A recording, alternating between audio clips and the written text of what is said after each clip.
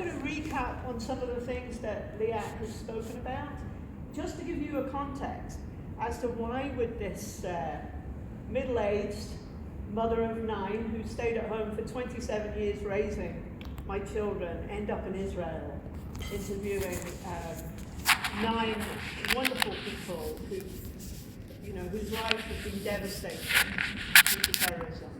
I mean, it's not your usual career path. But there is a reason for it, and to recap on some of the things that Leah shared, I'm going to start at the beginning, because with every story, it's best to start at the beginning, isn't it? So I've called this series of images, Do You Know My Name? Because terrorism, amongst Jewish people in Israel is vast. Thousands of people suffer as a result of terrorism. But most people will never hear the names of those who've been impacted or affected. And I named this project after I actually met all these people, because I thought, I want people to ask themselves, have I heard that name before? No, I haven't. And I want them to remember these names. So we'll start at the beginning. Can you all see that clearly? Yeah. It's just a little diagram. I don't know where I'm going to stand for this, so let me just arrange myself. This is my mom with me down here as a little baby. Now, growing up, myself and my siblings, 2 of whom are here, this is all we knew about my mom's background. She was called Elizabeth Lease. We knew that on her birth certificate.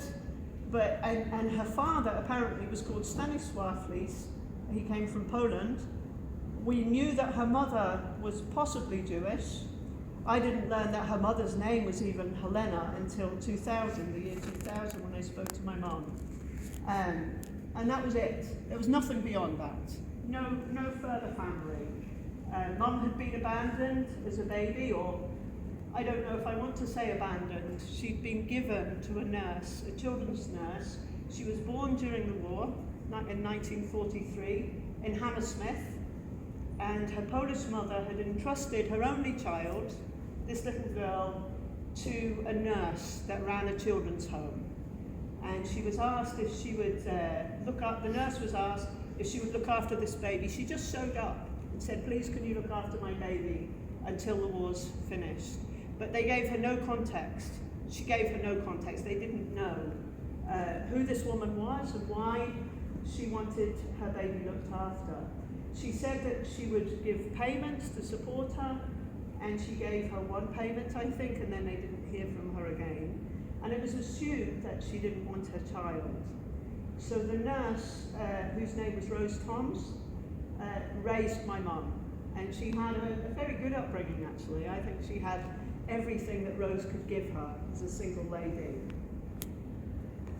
So this is my own family. I thought I would start at the beginning with them as well. I like showing these photos because they all were born with so much hair. So I suppose the fact that Mum had no family had an impact on me, and I made sure that I did have one. My youngest is here. This cute little, where is he? Long hair. Still is cute. So I struggled to have a relationship with my mum throughout my life. We had a very turbulent childhood.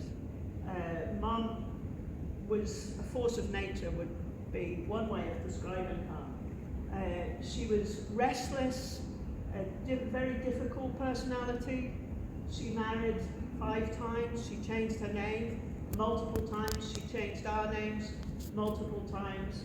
And I grew up terrified of her, very, very scared of her. In fact, I was kind of a survivor myself, as were my siblings. But in my adult years, I tried to form a connection with her, especially as a mum myself, but I just never really found it very easy to do. She sort of was warmly embraced everybody while keeping everybody at arm's length at the same time. She had a real skill at doing that. And my sister, Bex, who's here, spoke and gave a eulogy at Mum's funeral, and she said she was an enigma to her very last breath. It's also fair to say that for many, if not all her children, our lives to date have been defined by a constant battle to understand who she was in relation to us.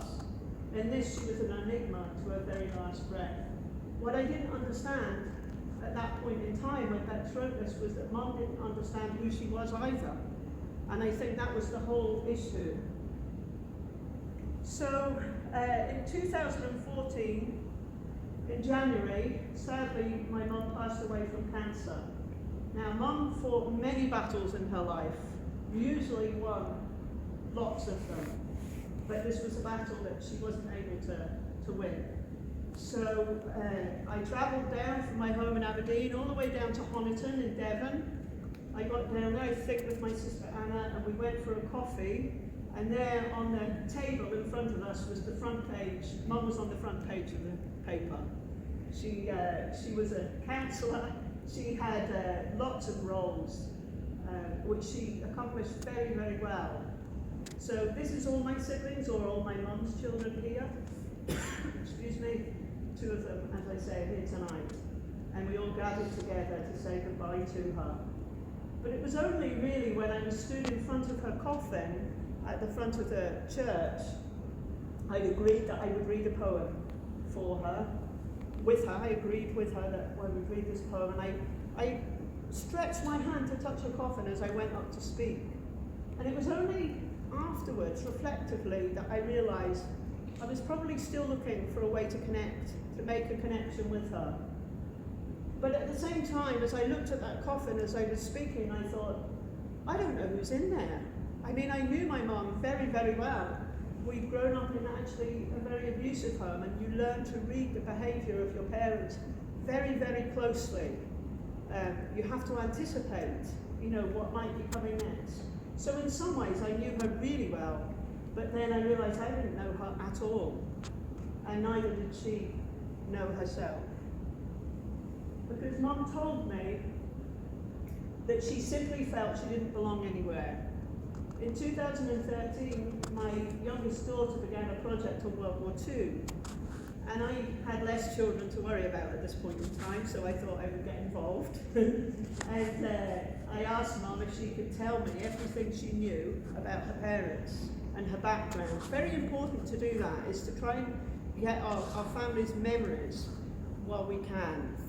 And she just said to me, I simply felt, Jen, I didn't belong anywhere. Simone Weil wrote during the Second World War, to be rooted is perhaps the most important and least recognised need of the human soul. And unfortunately, my poor mum had no roots. She said to me, when the war ended, all the other children in the baby's home were returned to their parents, but I was left behind like the left luggage parcel. So she felt abandoned. She was fearless. Look at her on that lion. So here's my mum. She met her parents, I discovered in 2000. She'd met them in her very early 20s. She traced them to London. She had a very wild personality, and I think Rose Thoms, who raised her, decided maybe it was time to try and find her real parents and see if they could sort her out. But her meeting with her parents, sadly, was very brief, with both her parents. But she did write, these are her notes that she took at the time. Let's see if I can make this a little bit smaller. Okay, so you can see the whole slide there. This is my mum's handwriting. So she says, Helena, me mater, a Jewish, half-aristocratic family, married and divorced by 18, engaged to Stanisław at 18. Never had to do anything for herself. She lived in service flats, etc. Now, there's 2 Helenas here. This is Helena 1. This is my mum's mother. She says, according to Helena 2, the family considered itself out of the top drawer, but wasn't. Now, Helena 2 was my grandfather's second wife. And my grandfather really had a thing for Helenas. Sorry, but his mother was called Helena, his sister was called Helena, his first wife was called Helena, his second wife was called Helena. But somehow Mum was never named Helena, or his daughter would have been called Helena too. Well, maybe Helena 3. So, sorry. That wasn't intended.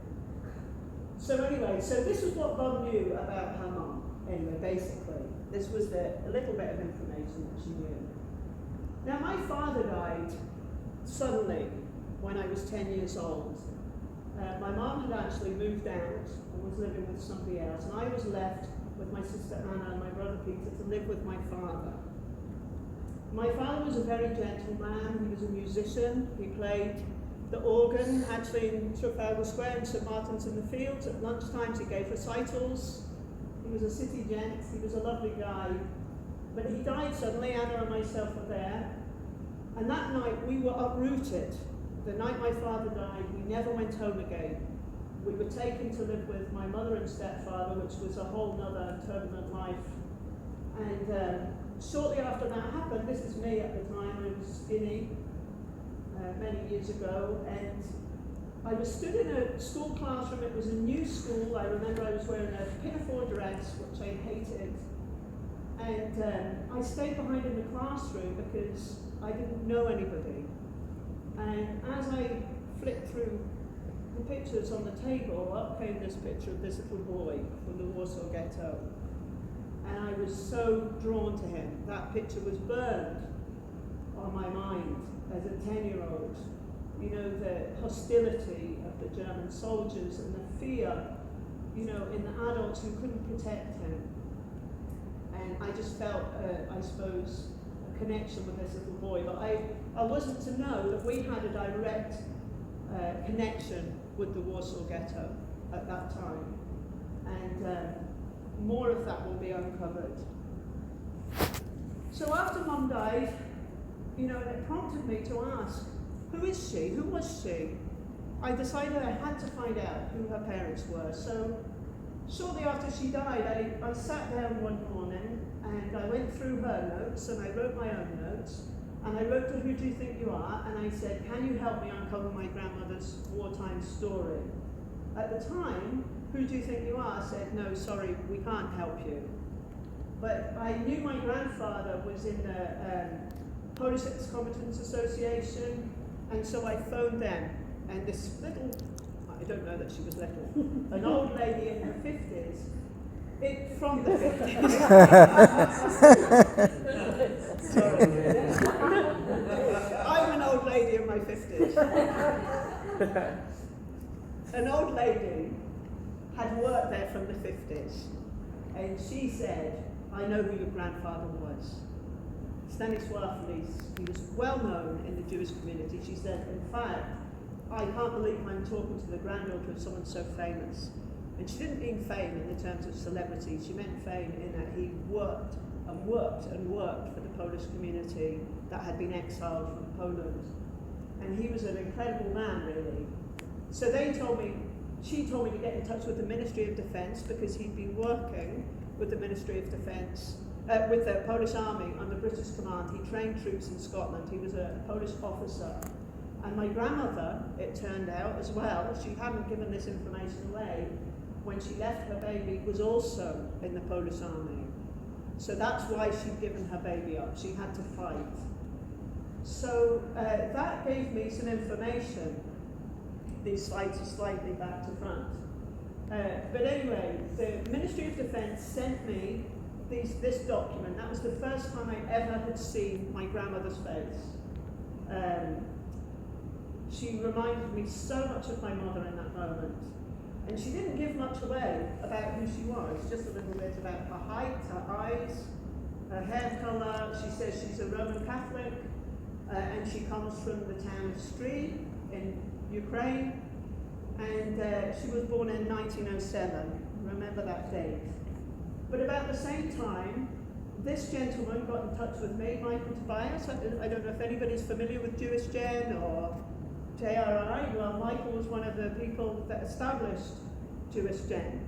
And he'd come across my letter and he said, I think I can help you, because my grandmother's records had revealed that my grandmother was born in Rothenburg. And my grandmother never gave that away, but Michael knew Rothenburg, Stry, Jewish family.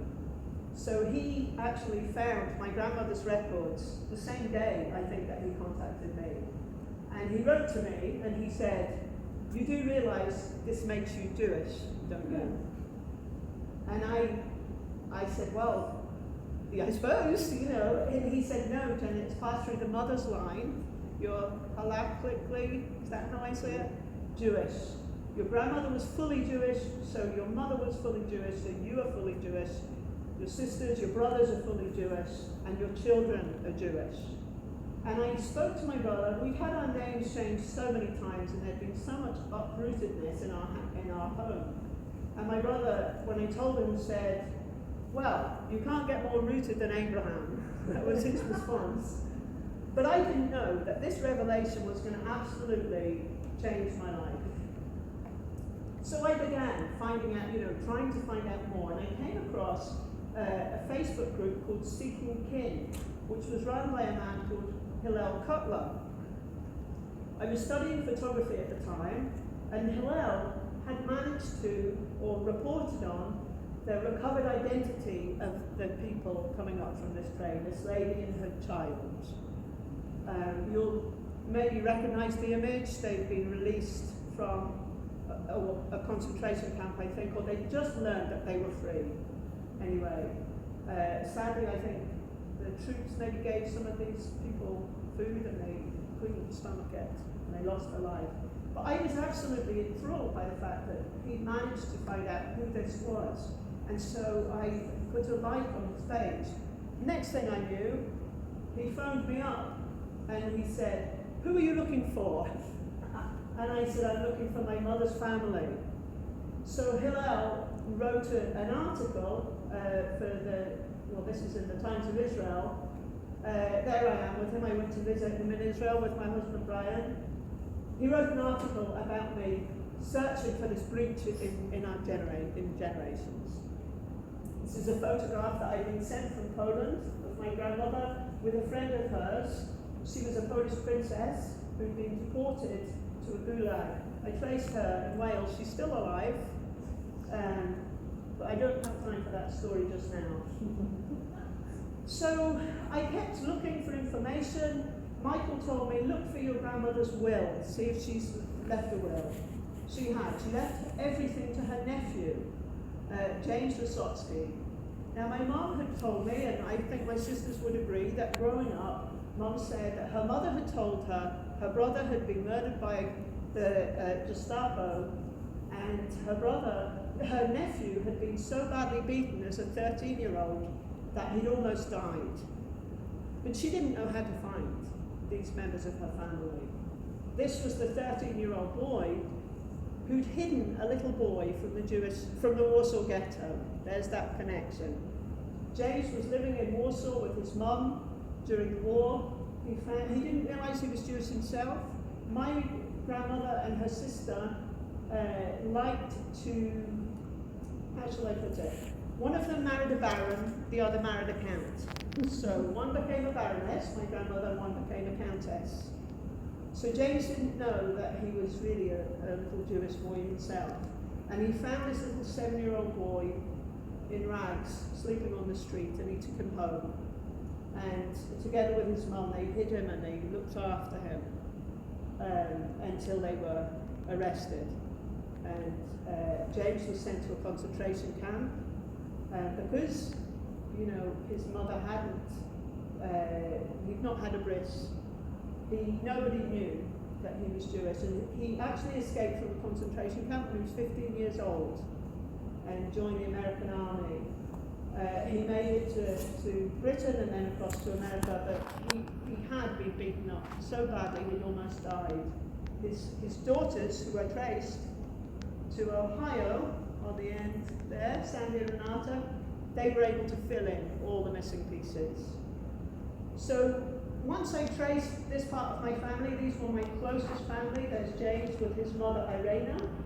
This is my grandmother, Helena, with her sister Irena and their mother. They also had Jewish names, Alia and Rosa. This is my grandmother during the war, my cousin Sandy, and sadly, my cousin Renata passed away this year on her 53rd birthday.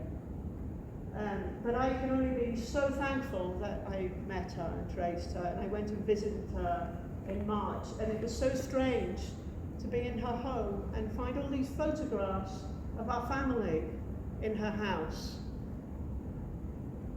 There's no words for that, really. We also found a cousin in Israel, thanks to another cousin here. I'll go into that a little bit more. But yeah, this search for my family led me to finding family all over the place. And Rena was living in Tel Aviv. The first time we went to Israel, second time we went to Israel, I said to Brian, I'm sure we've got family in Israel, but I just can't find them. I made a DNA match with a Rothenberg cousin from San Francisco 2 weeks before we went to Israel. I don't have time to go into all this is all the story of itself, but my cousin in San Francisco said, I know someone who can help you. There's a cousin in East Finchley, and he gave me the name of Charles here, and Charles phoned me, I think, and gave me Rena's number, and so we ended up visiting Rena when we went to Israel. You remember that, don't you, Seth? She kept buying him cakes. She took us out to eat. It was so sweet. So sadly, of course, when you're searching for your family, you find family members who perished in the Holocaust. My mum's writing there, my mother's brother executed by a firing squad in Poland in the war. This photograph I was sent from Alan in San Francisco, that was his father. His father escaped Austria and made it to the States. But his sister on the far right and her two little girls didn't make it.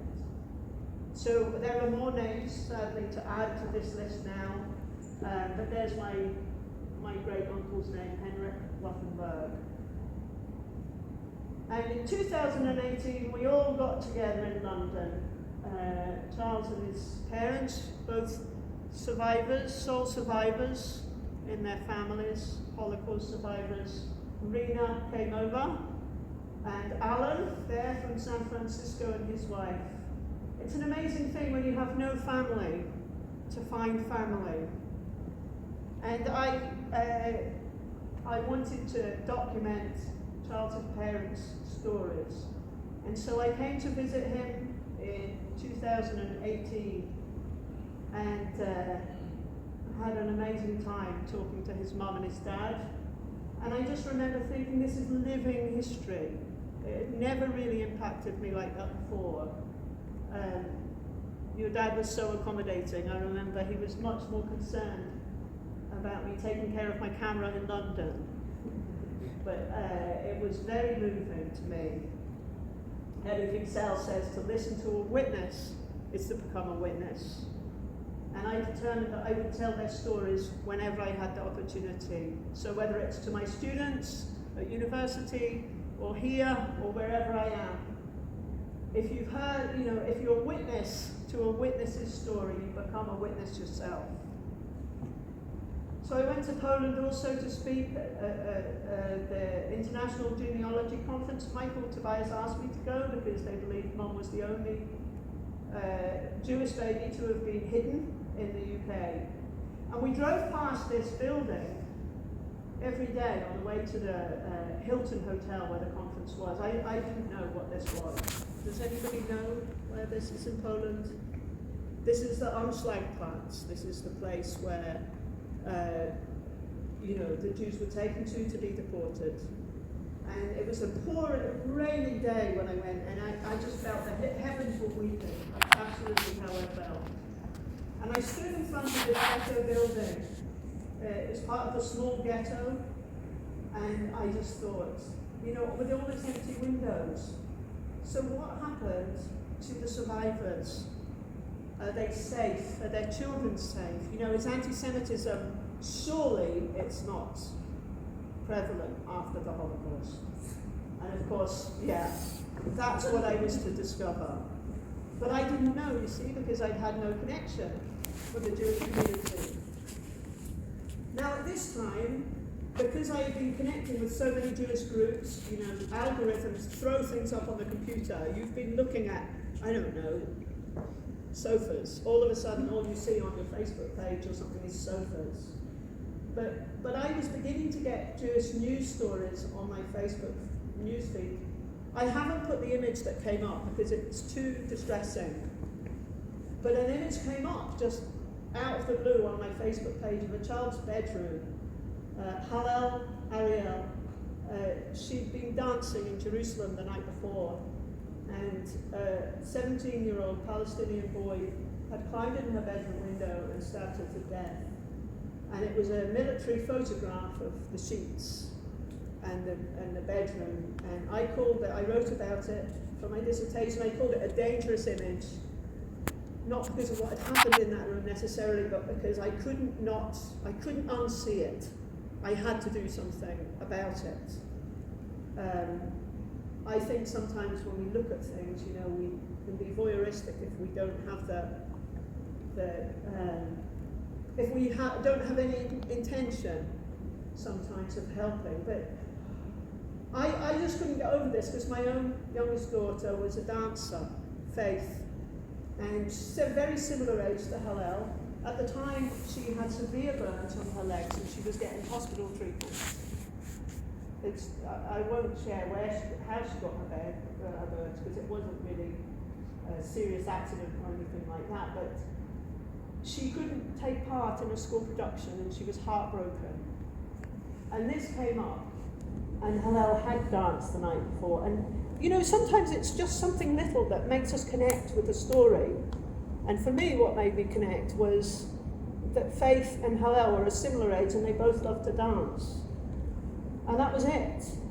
And, I saw a couple of days later, her father had gone up to the Temple Mount to pray, Amakai, and not been allowed to pray because Jews are not allowed to pray on the Temple Mount. And he was so distressed, and he said, "You've taken my daughter. Now how can you stop me from praying?" And so I contacted my friend Hallel Cutler that had written the original article and said, "Can you get me the address of these parents? I want to write to them." And he said, "Yes, Jenny, I know somebody that can get me the address." This lady, top right, his name is Tammy Wise. She lives in Israel.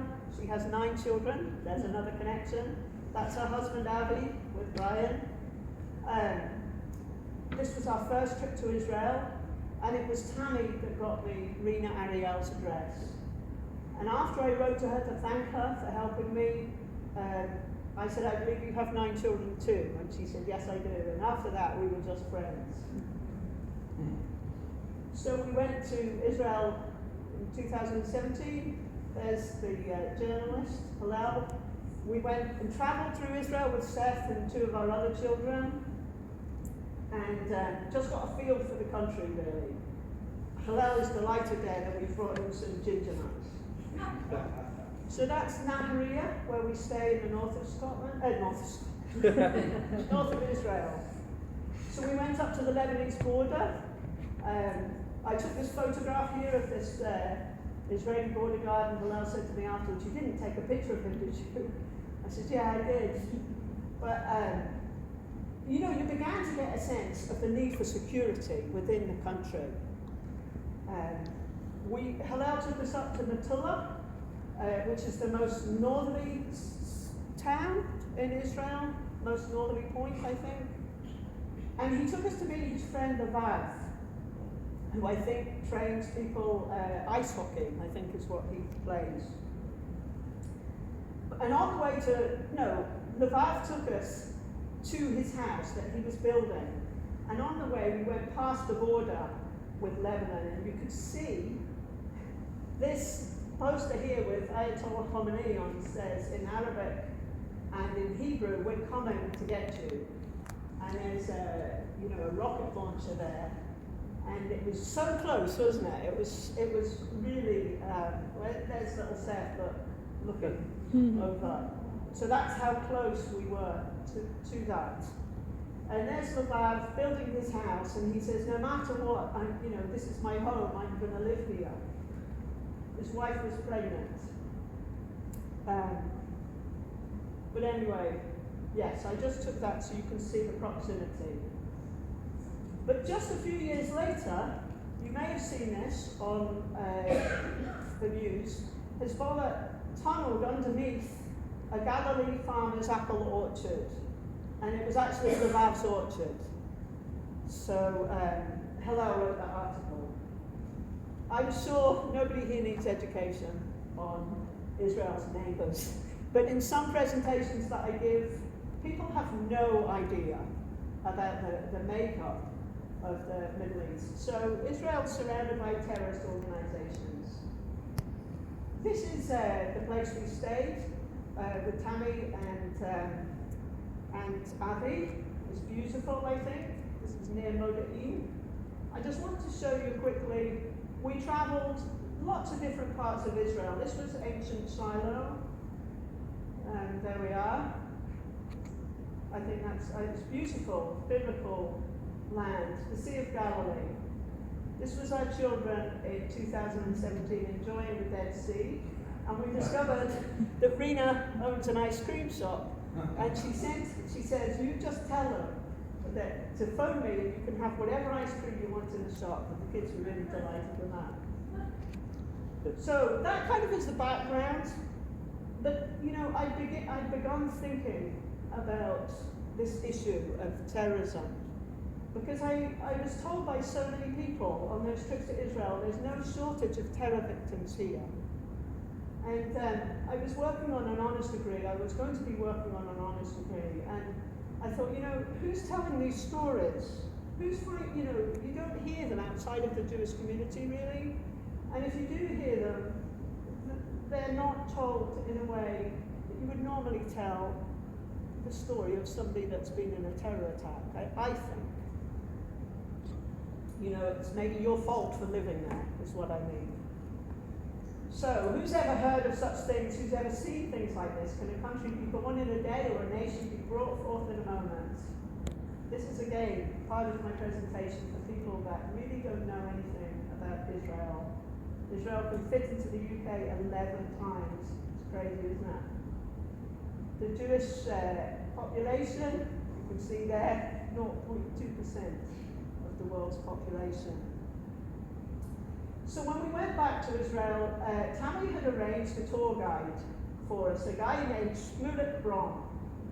And she went off with Brian to pick him up, and she left me and Seth and Faith by this little waterhole. And she points to this phone number, and she says, Jenny, if there's a terrorist attack, just call that number. It was a little bit unsettling. So Shmulik drove us through the Samaritan town on Mount Gerizim. Here's just some pictures of Israel to show you that I took. Mount Ebal, Mount Gerizim, and Nablus, or Shechem, in the middle. When we arrived, there were lots of soldiers at the top. I just thought, like that picture. I like photography, so I've just thrown some of these in for you to see.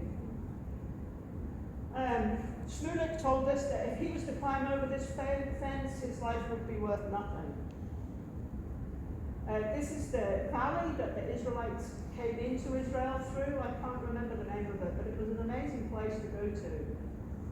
And Shmulik, while he was talking to us, he was a very engaging guy, told us just that he'd been taking 13 boys on a bar mitzvah hike when they were attacked by stone rock throwing Palestinians, and he took these boys to refuge in a cave. And you know that the angry Palestinian men came into the cave, and they were deciding amongst themselves whether to kill the children or not. But they did escape, and you can see Shmulik was injured there. So that was just giving us a taste, a flavour. So moving on to the terror victims that I spoke to. When I was looking into covering these stories, I read a book called A New Shoah by Guido Miotti, the untold story of Israel's victims of terrorism. Now, he wrote this book at least 10 years ago, I think. There were thousands of people in it then. And we'd gone for a walk with Tammy and Abby, and Tammy had pointed out this memorial. It was the 3 boys that had been kidnapped and murdered by Hamas. Now, Guido Miotti says this book is intended to rescue from oblivion an immense reservoir of suffering, to elicit respect of the dead and love for the living. And I have to say, that is my motivation in doing this project. So the first person we met was Steve Bloomberg.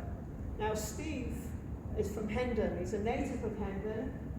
He was driving home from getting some school supplies for his children one day with his wife, who was 5 months pregnant, and his daughter in the back of the car says, "They're shooting at us, Dad." And before he knew it, he just felt, he had to pull over. And he looked, and his wife, he said, was no longer with me. He sat and spoke to us in a cafe in a place called Yehud outside Tel Aviv. And what a lovely, lovely guy he is. So Steve was paralyzed in the attack. And he says he just remembers laying, waiting for the ambulance, thinking, I must live, I've got to live, I've got to look after my children. If my wife's no longer here, I have to live. His daughter also was paralyzed in the attack. He says, all that I'm thinking is if Tahia wasn't with us, I have to be strong, I have to look after the kids, I have to survive. His daughter became an expert skier.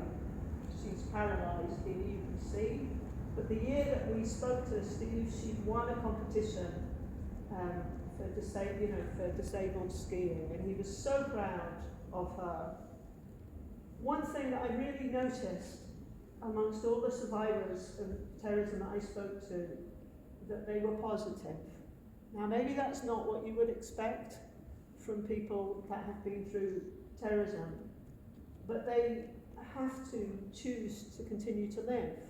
And he'd been asked whether he wanted to leave Israel afterwards, and he said, why would I want to leave Israel? He still drives the road that he was attacked on. I believe that with the help of God, we must look at the positive things he's given us. And, just to add another kind of little extra bit to that, he was the first person I spoke to. I was quite nervous about doing it. I took Brian with me. Brian's a good icebreaker. And Steve and Brian spoke about Manchester City and their run in the Cup, I think. Because Steve is an avid Manchester City fan. After Steve, I met Heather Shatsky, who's, I think she was 14-year-old daughter Karen, had been blown up in a restaurant in their hometown of Karnei Shomron. Now, I didn't have very long with Heather, but very, very moving. I've written up her story. I've written all these stories if you want to read more. But she was her youngest daughter. And she said all her children loved her. She was so sweet. She was such a loving girl. And she said, how am I to get over this? People ask me, how are you? And I say, Beseda. Does anybody, is that, I'm okay. But she says, I'm not really okay. I just say that I'm okay because that's what's expected of me. I then met Adva Bitwan in Ariel. Now, Adva, you can tell, she was a very glamorous, lovely, lovely lady. I don't know if glamorous is the right word, but very poised. And her little girl, Adela, had been travelling in the car with her mom in a car seat when some Palestinians threw rocks on her car as she was travelling along, and the whole car ended up underneath a lorry. Adva said, if I could give my life for hers, I would do it. Little Adela received serious, serious head injuries. Adva's story was really heartbreaking because she had to fight even for the medical care for her child. And Adela lived a little while longer, I think maybe 18 months longer, severely brain damaged. And sadly she passed away. But Adva was an incredible person to talk to. She set up the Adela Foundation, and she said it's for people that don't have a hug. She said in Israel, there are lots of organisations that support victims of terrorism because the attacks are so frequent. But she said there's people whose relatives maybe die of cancer that don't have the support they need. So she set up the Adela Foundation to help people that didn't have the support that they needed. She says here, I'm blessed to be a Jewish woman. I've not come here to this world just to eat or drink. I need to do something with influence for the community, for my family. I'm looking all the time what I can do best, for what good I can do for others. And she spoke to me about the strength of the community that she lived in and how they helped each other and, you know, how she'd been supported. And actually, Adva had another little girl on what would have been Adela's 8th birthday in 2019. Do you know where this is, anybody? He does at the back. This is Hebron. There's the tomb of the patriarchs in the middle. Probably one of the most contested places, maybe, in Israel. Certainly one of the most dangerous places to visit. Lots of Jewish people said to us, gosh, did you actually go there? But we went to meet Zippy Schlissel. Zippy lives in the, I think it's 10% of Hebron that the Jewish people are allowed to live in. The rest is Palestinian territory and they're not allowed to enter it. So she lives in this tiny little community that's been there for literally thousands and thousands of years, because we know that Abraham, you know, bought the cave on which the tomb of the patriarchs is being built, the cave of Machpelah, for his wife, Rebecca. I think it's Rebecca. Anyway, Sarah. So, yeah. Gosh, that's a bad mistake. Anyway, sadly, Zippy's father lived there as well, and he, I think I have maybe a photograph, no I don't.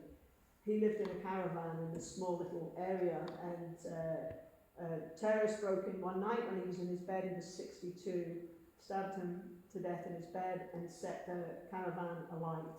Her mother escaped. But Zippy wants to live in that community because the Jewish community has been there for literally thousands of years, and she loves it. She's an archaeologist, she runs the museum. She was a lovely person with a lot of information to give us. And you could tell, it was just a different atmosphere in Hebron. You felt you had to be careful. But one reason we went to Hebron was to meet Rena Ariel, whose little girl had started me on this journey. Now, Rena lives in a little community outside of Hebron called Kiryat Arba. That's just a reminder of that. So we ended up going to her home, the home that Hallel lost her life in. They built an amphitheatre, her and her husband Amachai, to talk to people about the area. It's a biblical area, and Amachai told us about how the wine pressers used to call to each other across the valley. They called it the Calder's Valley, and they would shout to each other as they pressed the grapes. And they planted a vineyard in memory of their daughter Hallel, and they called it the Vineyard of Hallel. But they wouldn't eat the grapes for 3 years because they were dedicated to the Lord. So they're a religious family. A lovely family. There's my daughter Faith talking to Rena. Kind of a surreal picture in some ways, that one image on Facebook led us to this. And Rena says, if you want to know how people deal with terror, we understood in the beginning that we have two ways, either collapsing or trying to find a meaning for life through it. And she told me if I wanted to go back to Israel, back to where she lives, Kiryat Arba. She says, Jenny, take 2 weeks, I can give you lots of people to interview whose lives have been impacted by terrorism. Now, I'm sure people recognise Rachel Frankel, the 3 boys that went missing, that were captured by Hamas on their way home from school. I read Rachel's story before I ever went to see her. I never wanted to go unprepared, so I read up on all these stories and tried to prepare myself for each individual. And there was just something about Rachel, that drew me to her. I just felt that she was a really gentle person, and a mum, first and foremost, and unique in some ways. She had to go to the United Nations to plead that the world community would allow the Israeli soldiers to continue looking for their sons. She said it was a really difficult experience. I think she had, excuse me, just a couple of minutes to speak and plead for her son's life. And, the boys were found. They were found dead 3 weeks later. I met Hallel in Aberdeen. I've got a tickle in my throat. And prior to meeting her, I'd spoken to a photojournalist who'd covered war stories. And he said to me, Jennie, you've got to remember that you have to capture all the emotion because people need to understand these stories through your pictures. So if they cry, you must take a photograph. And I sat there with Hallel, and she was probably one of the only people who really cried. And she only cried when I asked her how it had impacted her other children. And she couldn't control herself. And where do you think my camera was in that moment?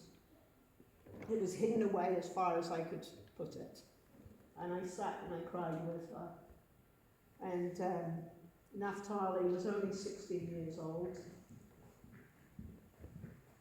She was voted thank you so much, voted one of the 50 most influential Jews in Israel, just because of the way that she handled the whole thing. I think a Palestinian boy was murdered in retribution. And Hallel stood up and said they did not want that. And she went and spoke to his parents. And she said to me, Jennie, we had all communities coming to see us. She is a religious Jew. She said we had all different types of Jews came to visit us. Palestinians, Druze, Christians, everybody came together when those boys were missing. She phoned me and said, Jennie, you'll never guess what, we're coming to Scotland. So she came to Scotland the following year, and I met up with her and her family in Edinburgh, her wider family, as Hallel, you can see. Her lovely little boy, Shlomo, really attached himself to me. And he was just 5, I think, when Naphtali died, and he'd been Naphtali's shadow. And all I thought was, I suppose it really hit me, Naphtali's not here. This is his family, but he's not here. Hallel says, in my inner landscape, there's so many, dreams and failures and disappointments and successes and so much blessing, and there's a choice you could make. For many people, they continue everything, but there's no more joy. I don't feel that's happened to us. I think there's a lot of joy in our life. That's a choice she's made. And she said not everybody can do that. She wasn't saying that everybody should do that. But she said, I choose to take a wide lens rather than a telephoto lens. So as a photographer, that makes a lot of sense to me. She wanted to take everything in rather than just focus on her terrible grief. So we made quite a number of visits to the old city of Jerusalem. I love it. I caught this scribe here working away in the old city. I love taking portraits. I went early one morning down to the Kotel. This was the only time I was alone, actually, the whole time we were in Israel. I got up early and went down into the old city to the 4 parts of the old city with my camera. But it was here that we met Rabbi Shirky and heard about his son Shalom. Rabbi Shirky is very well respected in Israel. In fact, he's been on the news quite a bit recently. He chose to borrow a phrase that was found in his son's belongings. I choose to live in joy. His son Shalom had been standing at a bus stop on the eve of Holocaust Memorial Night with his girlfriend when terrorists drove into him deliberately. He saved his girlfriend's life, but he lost his own. And his story is told in more detail in my book, or there's a little bit more at the back. Just for time's sake, his story is as important.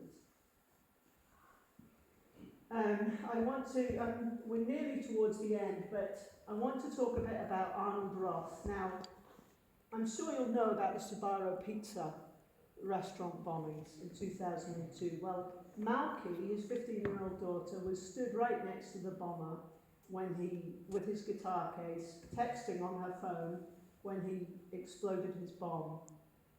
She was the last person to be found and identified. Actually, this photo that Arnold gave me, they found, I think, probably 20 years later, maybe less than that. They found a roll of film, developed it, and Malky was on the film. Now, Arnold and I made a connection before I even met him, because I sent him a little bit of information about myself and said I discovered I was Jewish. My grandmother was called Maria Rothenberg, and she came from Galicia. And he said, Jenny, my name is Rothenberg, and my Rothenbergs come from Galicia. So I kind of treated Arnold like we were family from the moment I met him. We sat together at a table in a restaurant in Jerusalem while he told me about the terror attack that had taken his daughter's life. The terrorist, Hallel Ariel, said she had no regrets. She was 20 years old. She arranged this whole bombing. She sent the bomber in with his guitar case and then went off to read the news. She was arrested by the Israelis and put in prison. I'm not sure what the length of her term was, but she was exchanged in a prisoner exchange for IDF, an Israeli boy that had been captured by Hamas. They exchanged 1,027 prisoners for this young Jewish boy. And of course, you can't put a value on a life. But many of those people they released were murderers, including Hallel Ariel, who went to Jordan. I'll go on and show you a bit in a minute. So there were a lot of victims of this bombing, including one lady that's still in a persistent vegetative state. Now, Malky was the grandchild of Holocaust survivors. Arnold's parents both were survivors. I think his father was one of two children that survived from 17.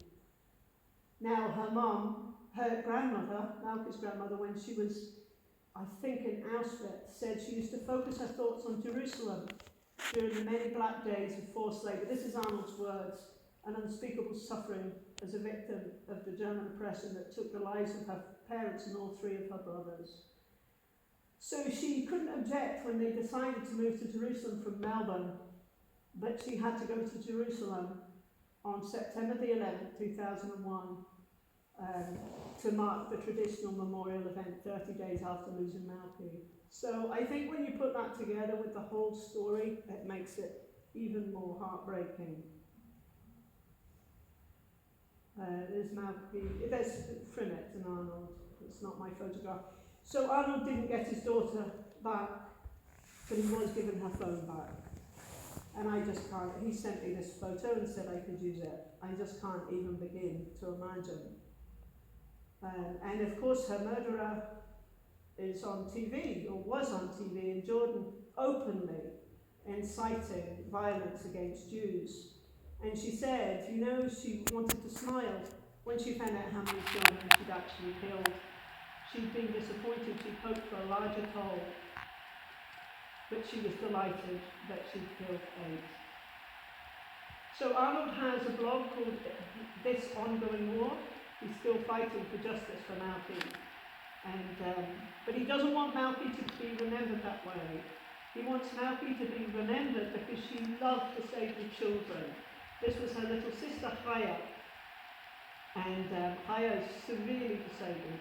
In fact, Malky had been away on the camp helping disabled children in the Galilee right before she was murdered. They didn't even have a chance to talk to her about how she got on. But she was too young to be admitted to this camp, so she sat at the gates with her friend until they let her in. So Arnold and his wife and family set up the Karen Malky Foundation, which helps disabled children, parents of disabled children, who want to look after their children in their homes. throughout Israel. So regardless of race, religion, they've helped thousands and thousands and thousands of children. They support them with therapy, with medicines, with all kinds of support. And it's a very worthy cause if you ever wanted to give to something like that. And Arnold says to me, the Malki Foundation doesn't exist to solve the problems of kids in Metula, we've been up there, or Eilat, the south of Israel. It doesn't exist in order to provide equipment to thousands of families around the country. It exists so I can stand up and say, there was a child called Malka. I want you to know about her life. And I told Arnold that his portrait is here. And he's so, I talk to him quite often. He was just so, I don't think you can say delighted, because how can you be delighted? But he was really appreciative that you would tell Malky's story here. The last story I think that I'm going to share is Kay Wilson. Kay is a British Jew. We visited her. She lives just outside Jerusalem, but this really reminded me of Kay.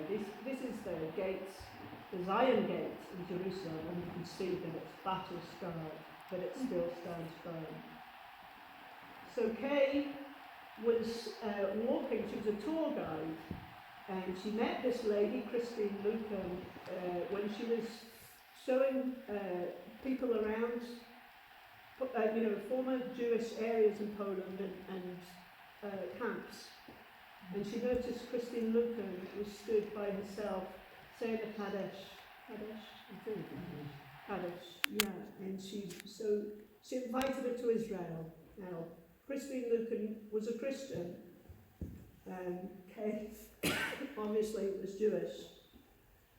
So they went walking on in the Matter Forest outside Jerusalem, the National Israel Trail, which goes from the top of Israel down to the bottom.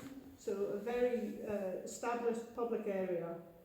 I'm not going to go into details of Kay's story. She's written about it herself.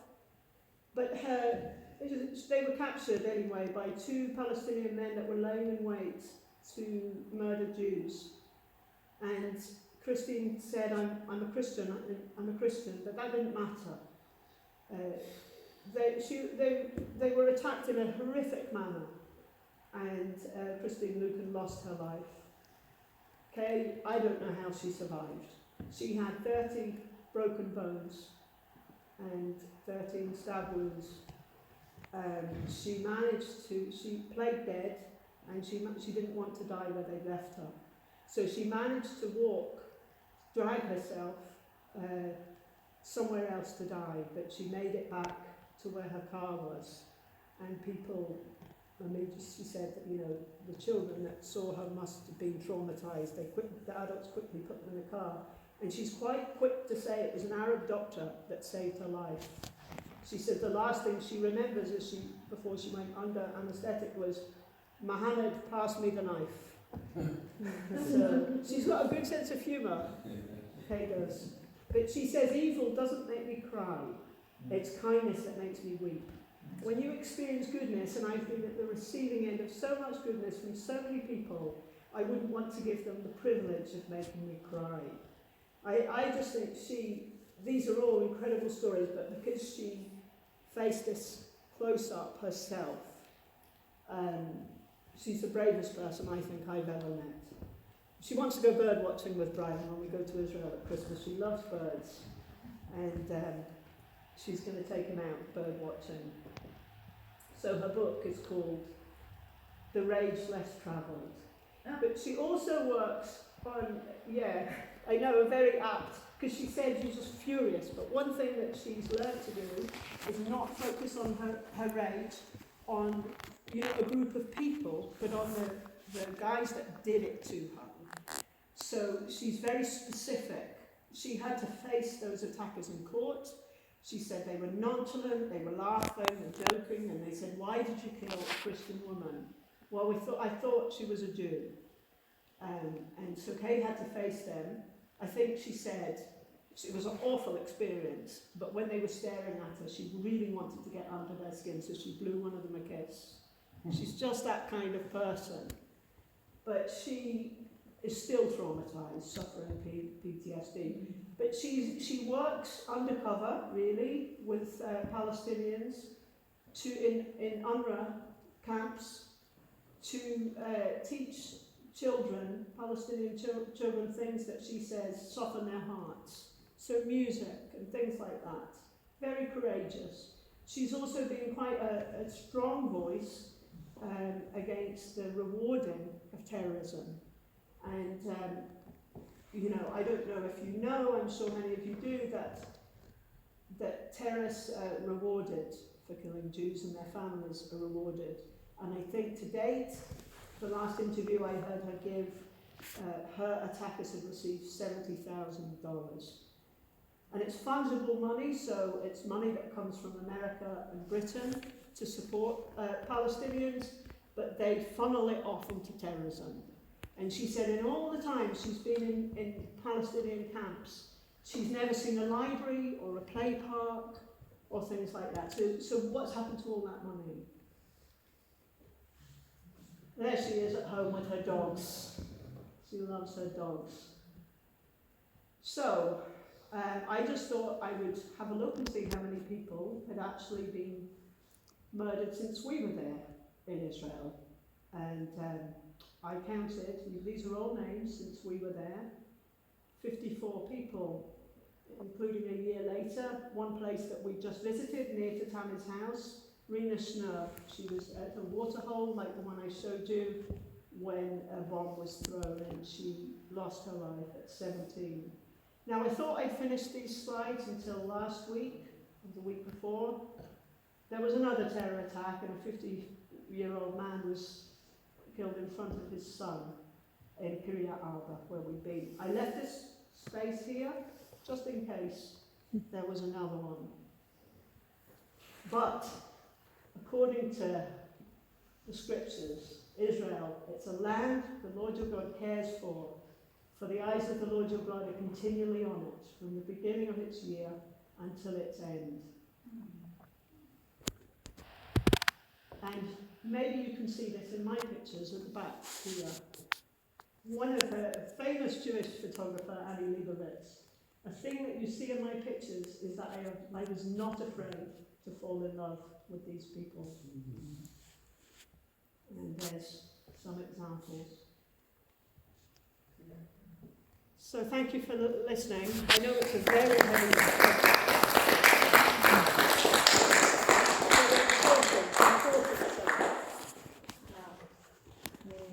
I remember sending you an email just recently saying thanks very much for reading the stories.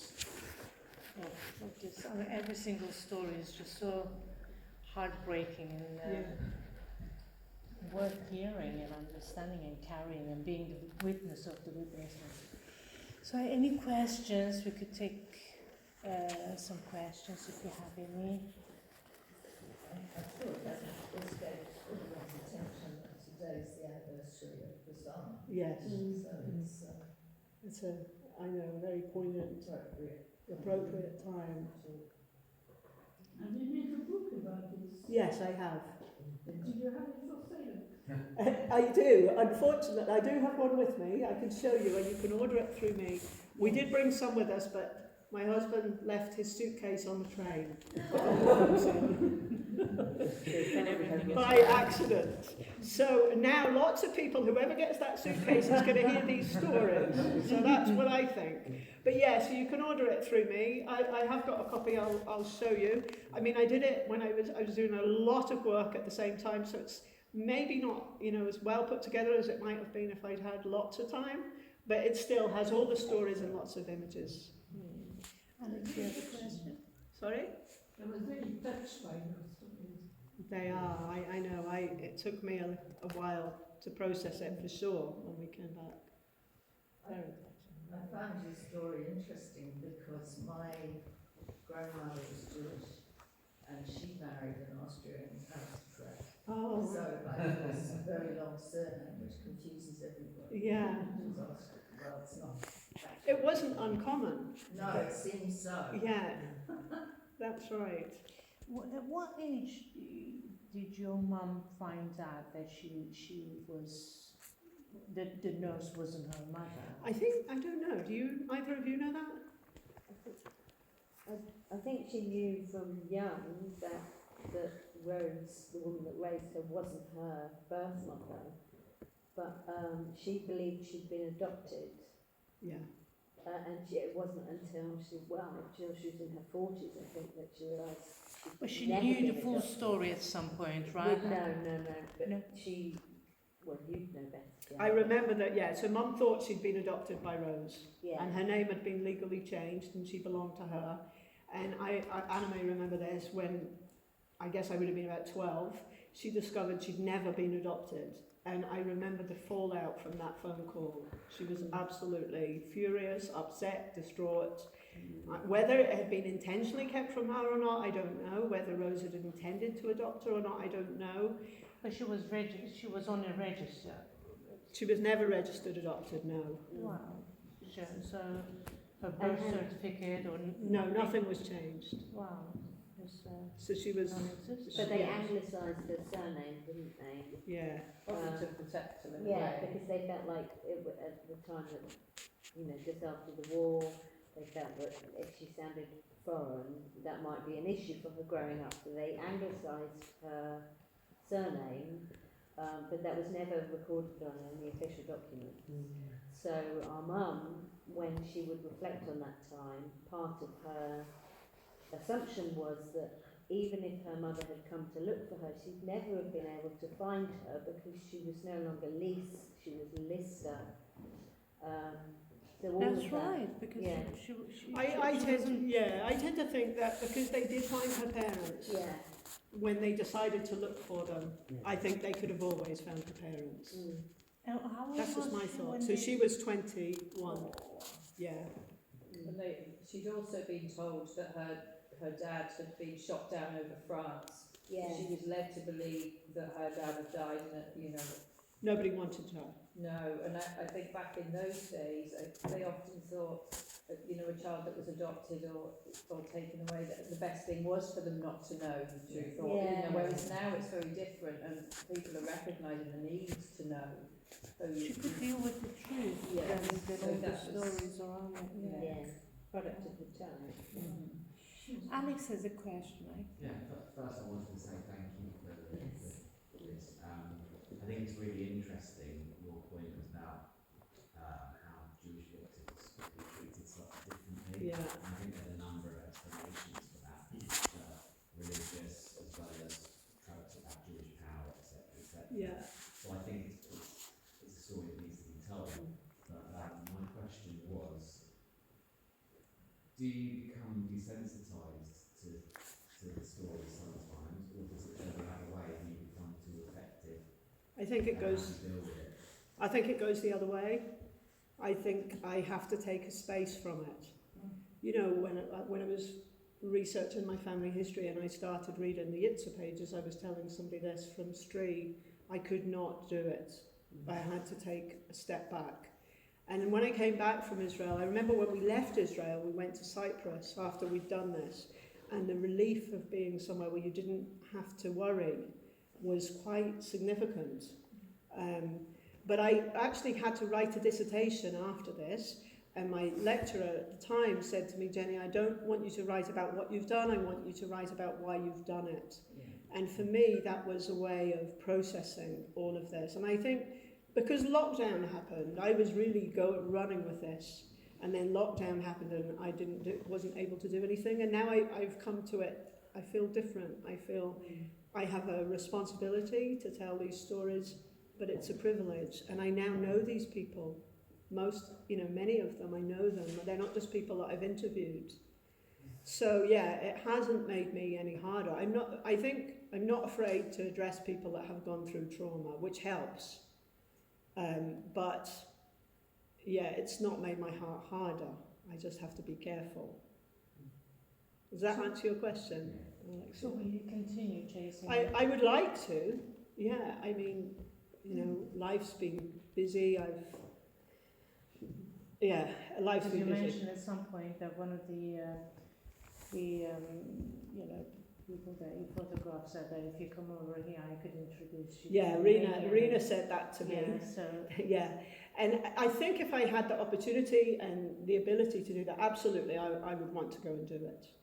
It's just juggling it with everything else. It's just not been that easy. I think that's effectively the question of nine stories, stories.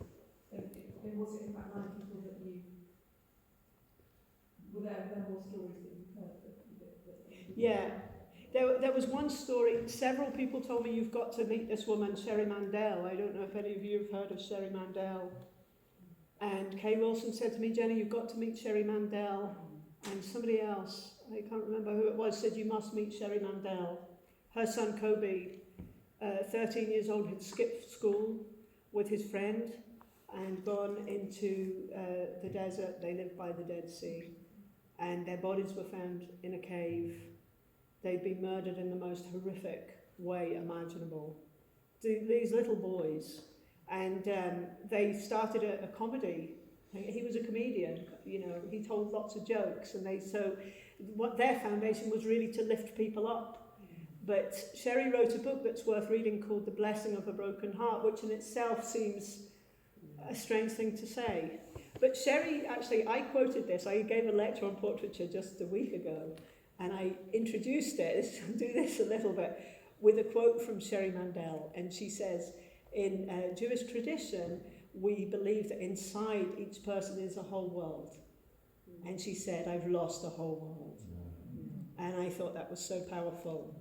So there's other ways you can share stories without saying, well, I'm going to talk to you about, you know, terrorism in Israel. There's ways to introduce, to make people see these are people like us. Yeah. So thank you. I just wanted to say thank you very much because you brought them alive for me, and I'm sure for everyone here. And that's what it's all about. Yeah. And actually, it's the stories, it's the humanity that makes you actually feel that you want to make that difference and to remember them. Yeah. And you've done it so compassionately, and also with joy, celebrating their lives. So I just wanted to say thank you very much. Thank you. Well, it's an honour to be able to do that. well, we are going to have this tomorrow. Tomorrow, at Roehampton University.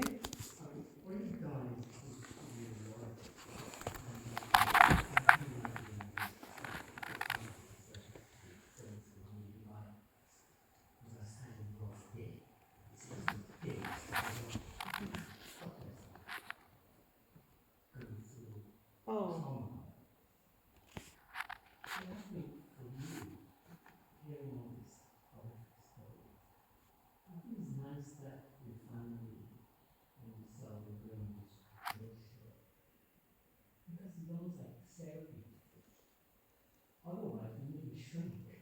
Well, no. It's an outlet, you're right. It's rather than keeping it all inside and thinking this is just awful, being able to talk and also bring a positive is helpful. I can share one little story that Seth might not appreciate, but that kind of ties into this. When we went to Kiryat Arba to speak to Hallel Ariel, that was the hardest interview that I did, without a doubt. And I think we all felt that. So Brian, we had to get out of Hebron before dark. And Brian was in the front with Tammy Weiss, who was driving us, and I was in the middle of Seth and Faith, my 2 youngest children. And they were just being children, you know, poking me and trying to annoy me. And in a way, it just kind of made me, we're in life, you know, it was, I don't know how to explain it, but it made me realise that, you know, we have to keep going. And, yeah, sorry, I don't know why I digressed on that, but I just think it's, you know, it's humanity, yeah. You can't be blessed with it, but Yeah, that's right. This lady, yeah. Sorry. When you found out you were Jewish, did it make a difference to your faith? I'm just My Christian faith. well, yeah, I guess that it may be because Yeah. the names of the children, but did it make any difference to you? I think it's, yeah, definitely. I think it's expanded and it's made me challenge, it's challenged me a lot. I mean, reading about the Holocaust, and that made me question a lot of things. And reading, instances of anti-Semitism that have come from the church that I didn't know about. So it's changed the way I think that I live my faith, maybe. It's not challenged my relationship that I feel I have with God. That's the most important thing to me.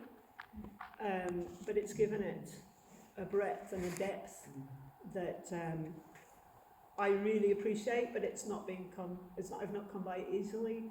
I think if that makes sense. Yeah. So the reaction of your dad was telling the stories of this group, what do they feel about being shown, being talked about? That's a very good question, because when I tell my students, when you take a photo of somebody, you're taking something that belongs to them and you're giving it to somebody else. Yeah. It's something that you can't just share these photographs with no context and just be blasé about it. I wouldn't do that. So everyone knew exactly who I was and what I wanted to do with them, and they all agreed. Kay said to me, Jenny, anything that helps people understand, I'll be a part of. Now, I know that's not easy for her. It wasn't easy for her. She didn't want her picture taken. But she felt it was so important. Hava wanted to talk about her daughter. She wants the world to see that her baby daughter was wonderful. Arnold appreciates the fact that you're hearing his story. He's been trying to tell it for years and years and years, and he feels nobody will listen. Racheli, she's a mum that loved her son, she was very happy. She didn't like being photographed. She doesn't like that photograph. She wanted me to take another where she looked more dressed and done up. But, and Steve, they're all happy that their stories are being shared. I mean, Steve said thank you to me just the other day. He said, keep up the good work. So I think they really, really appreciate it. Because, you need to know their loved ones' names. I'm just wondering all the time.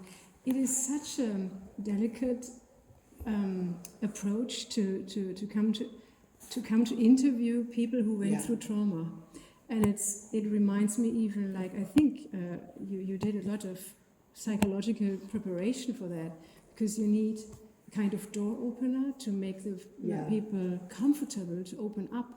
I think that is a big step, and I can imagine they trusted you fully, that you have that spirit, you give it to people to open up. But maybe you had a way of, was there any question you did in the beginning, which made it easier for them, or that you something specific did in the beginning? I told them all that, I certainly told Steve, I interviewed him first, that I was nervous about doing it. I'd never done it before. And I tried to make myself vulnerable. Now, the photographer I spoke to said to me, Jenny, when you go and do this, turn your emotions off. He says, you can cry on the plane. And I could not do that. And I chose not to do that. So I listened. If I felt it wasn't appropriate to take a photograph, I didn't take a photograph. And I shared with them some of my own struggles. If I felt it was appropriate, maybe just a little bit.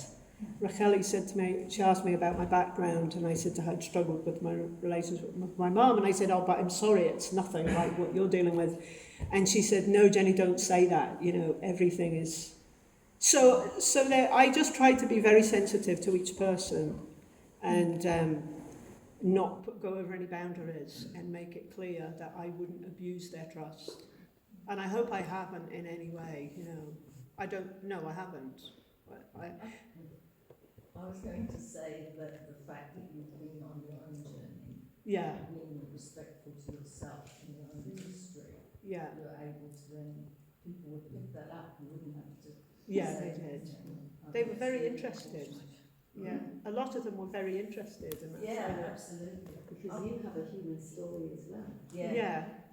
I wanted to ask you a question, because I noticed that on your list of family, Yeah. there were a lot of Friedlanders. Yes. You know, there's a woman who was very close to one of my sisters with the surname Friedlander, who was a photographer. She's a very beautiful photographer for people also in New Zealand. I know Lee Friedlander, but he's a man, obviously. I'll have to go and I'll have to go and have a look. Yeah. Sorry, Jim, where's that book? Oh, Brian, it's in the front of my bag. Oh, it's in the pocket of my laptop bag. What is it? There's a blue one out there, I think. Do you want me to still find it? Cross the river road. Oh, okay, thank you so much. Thank you for coming. Yes, Mary?